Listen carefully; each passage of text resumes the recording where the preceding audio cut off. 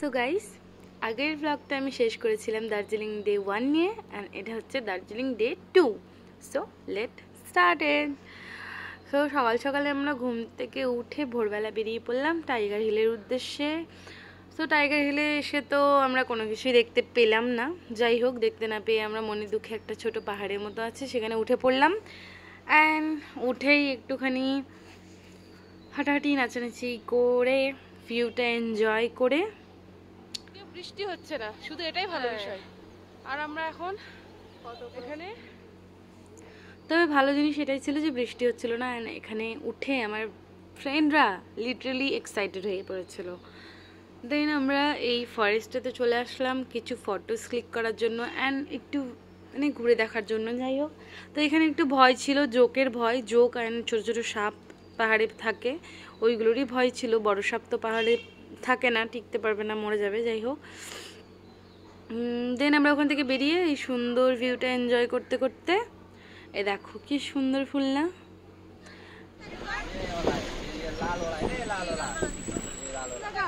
Actor Govinda Bollywood actor.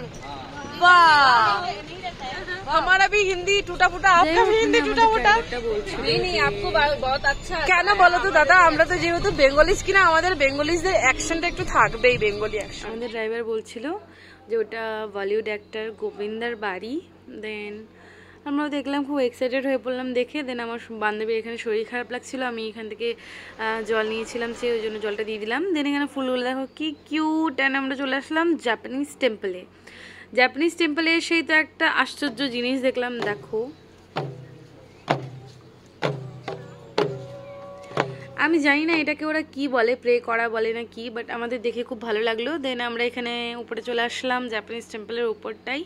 দেখো টেম্পলটা কি সুন্দর না, আমার তো ভীষণ ভালো লাগে। এর আগেও গিয়েছি, তাও ভালো লাগে বারবার। এখানে বান্ধবী জুম করে দেখাচ্ছিল আমাকে। দেন এই যে দেখো সবার মুখগুলো কি কিউট। ও খুব মিস করছি এদেরকে। আর এই যে দেখো আমার ফটোগ্রাফার, তোমার তো সবাই চেনো এই ঝগড়ুটিটাকে। ও যে ঝগড়ুটি, ও স্বীকার করবে না। Totally bad luck guys. আমরা তো বেরিয়েছিলাম ঘুরতে, কিন্তু আমরা টাইগার হিল থেকে ঘুরে এসে জাপানিজ টেম্পল দেখে মহাকাল মন্দির যেতে চাইলাম। সেই মুহূর্তে এত বৃষ্টি শুরু হলো, আর কোনো মতো হেঁটে যাওয়াটা সম্ভবই না, কোনো মতেও সম্ভব না। ভাবলাম মহাকাল মন্দির ঘুরে দেন আমরা যাব হচ্ছে বাকি স্পটগুলো ঘুরতে, কিন্তু তার তো উপায় নেই, কিছু করার নেই। আমরা রুমে চলে আসলাম। এবার আমরা কিছুক্ষণ 1-1.5 ঘন্টা 2 ঘন্টা রেস্ট করব, তারপরে আবার যাব।